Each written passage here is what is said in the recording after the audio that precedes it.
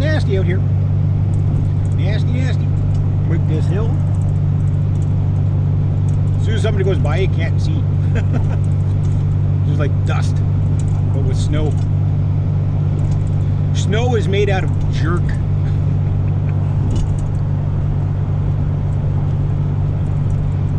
I'm glad I brought my goggles today. That wind is gonna be, I think I'm gonna be pretty friggin' damp when I get home. So I'm hoping it doesn't get any worse like this, so I can at least finish the job shoveling. It looks okay, and then I go home, and then 2 days later, hey, you want to come back and shovel again? That's what's gonna happen. Because I got my other client I got to do tomorrow, so I'm hoping it's not like this tomorrow.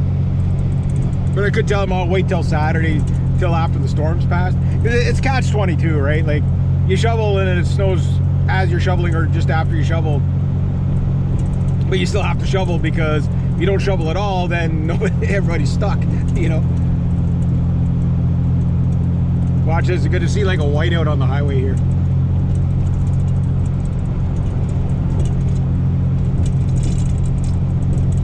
Oh, it's not too bad. The last two big trucks I went by, man, it's like I could see nothing.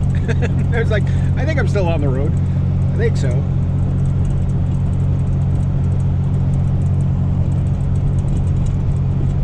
Nasty. Wall heritage. You think all that lumber outside like that would get so warped and twisted, eh? Like, it does warp and twist, but not as much as you think it would. Like, you think, oh, it's, you know, just sucking up the moisture like that. But then again, it's still green when it's out there. That's where they, you know, like, it's not, they don't have kiln dried stuff there. That's the best, but you pay a lot for kiln dried, that's for sure. Don't think there's anybody behind me. Hope not. Oh, there's a truck. There you go. Big white tractor trailer in the snowstorm. Can't miss it. Can't miss it.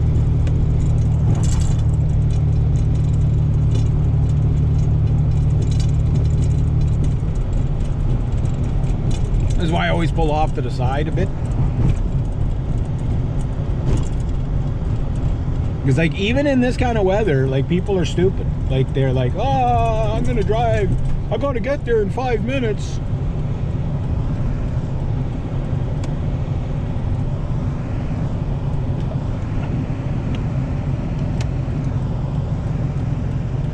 He got up to me pretty fast, so not going too fast, but just that blind corner, right? Like, you really gotta hoof it when you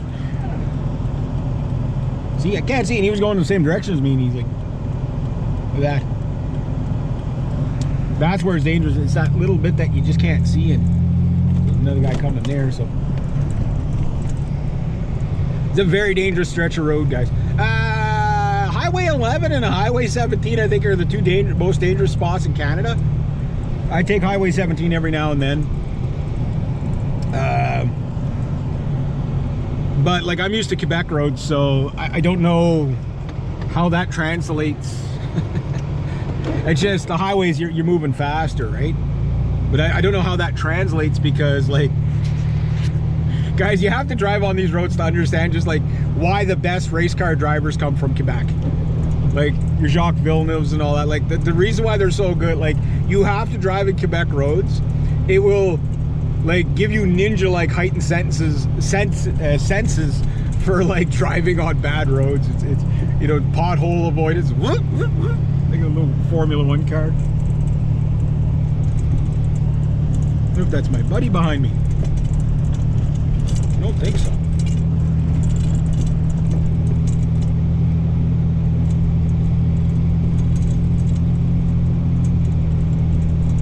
Because I couldn't get, like, I was going to come up a little bit earlier, but my client's not going to be back till about noon, and which doesn't matter if I'm there for shoveling, but she has some chicken feed and stuff like that got to get there. No, it's not my buddy.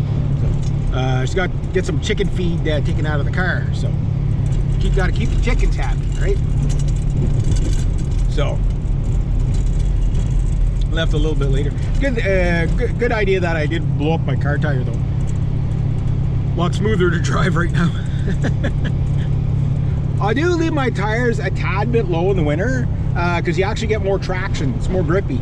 Like, not that they're flat, but instead of running like, say, 34 to 35 PSI, I'll run like, say, 32. You know, between 27 and 32. Which is safe to do, like, because you're driving at reduced speeds anyway, and it's like, the tires don't get as hot in the winter because you're driving on cold stuff, right? If you're driving on pavement with too low a tire pressure, your tires get too hot and they blow. Oh, it's snowing now. I wonder if we're gonna get a crazy cop chase like last time. I still don't know where the hell that cop came from. Like the last time before that, like where the hell did they come from? You know, it's like you're there and then what? I don't know. It didn't pick it up. The car, like I need a dash cam so you can see that stuff. I hate it when you miss stuff like that on the camera. It's like, that would have been a good footage. Still don't know what happened, whether there was a drug bust or, you know, if they were actually chasing somebody, domestic thing, who knows, right? All kinds of riffraff back here. One of Justin Trudeau's cousins lives back here. He's been arrested like I don't know how many times, like for all kinds of riffraff. Everybody laughs at, yeah, it's just, yeah, you know, like I guess the criminality runs in the family or something. I don't know. Oh man, who knows? Who knows?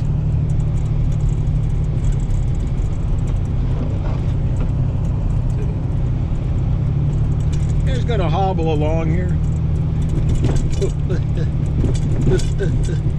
These potholes really shake up the guts, I tell you. Well, what ends up happening though is it shakes the freaking shakes the posts off the freaking battery, and then every time I go to start the freaking vehicle, I have to get out and reconnect the positive. I don't know why dealerships do this. Like, okay, you buy aftermarket lugs, they're a solid lug, you put them on, they're good for life, right? But the dealership ones are those 2 rings. You know, like how much, like just charge a little more. You know what I mean? If it's that much more, like if it's $1 million more to buy the stuff, just work it out per vehicle. You know what I mean? Like people will pay an extra $10 for that. You know what I mean? On their vehicle. You know, it's the pain in the ass. You know, I hate this idea that we always build stuff down to price. You know, like it's like, okay, get rid of the features that we don't need. Okay, and just build it well. But you see, if they build it too well, like look, people bought a 1938 Volkswagen Beetle, okay?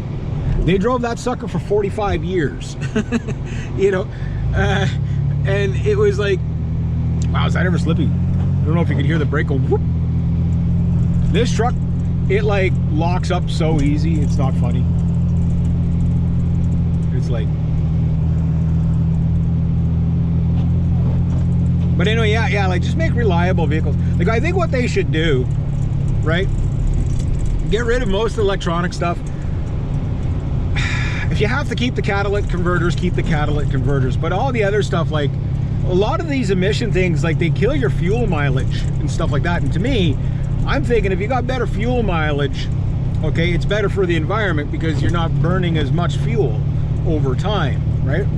But what happens is it's the fuel particles coming out of your exhaust that gets scrubbed out by these emission things, right?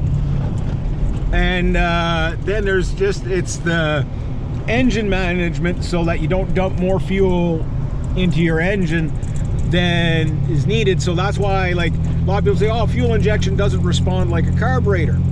It does, it's just when you have all these restrictions on it, that's what kills your response time.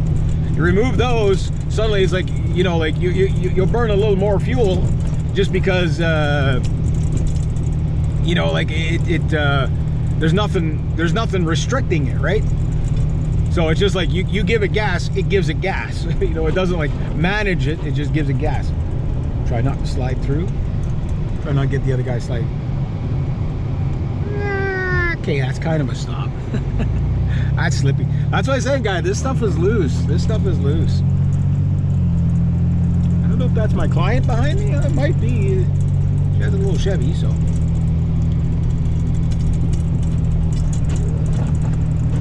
I think that's her, so looks like her car.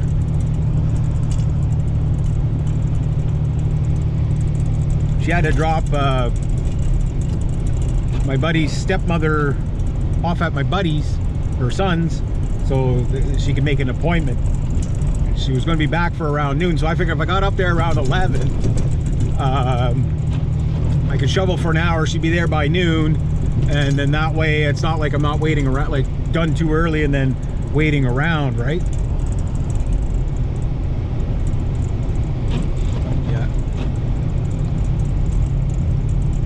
Because this kind of weather, like, you're fine if you're moving. As soon as you stop, that's it, boy. Gotta watch out for this here because this is where it's the worst.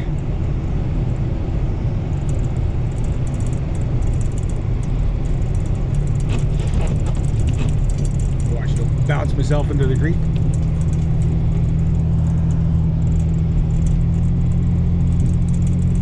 I don't want to spin out at the top of the hill. I'm at 4x4, so I'm okay, but also don't want to spin out at the top of the hill.